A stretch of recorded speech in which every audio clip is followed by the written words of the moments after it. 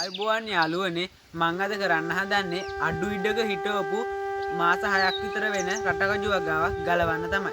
එහෙනම් අපි වීඩියෝ එකට යමු.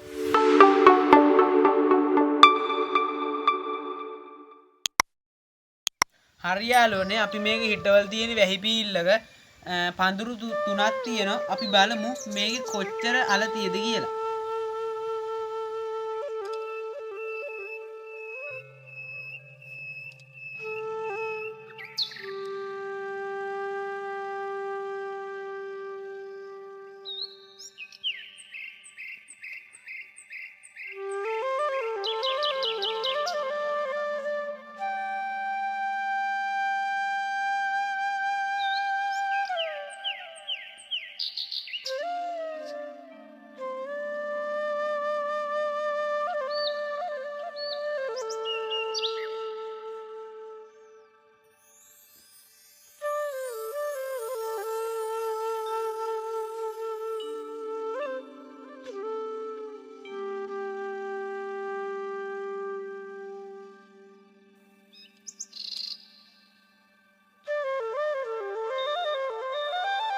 හරි දැන් යාළුවනේ මේ වගේ තමයි එක ගහක රටකජු තියෙන්නේ. තාම මේ රටකජු ඔක්කොම හැදිලා නැහැ.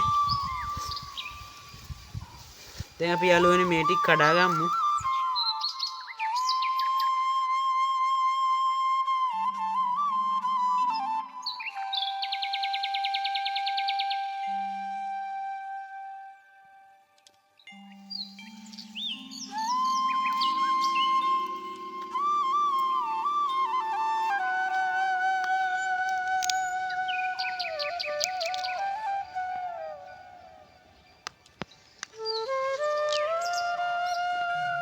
හරි යාළුවනේ ඕගොල්ලන්ටත් පුළුවන් මේ වගේ ඉවතලන දෙයකින් වගාවක් කරලා හොඳ අස්වැන්නක් ලබන්න.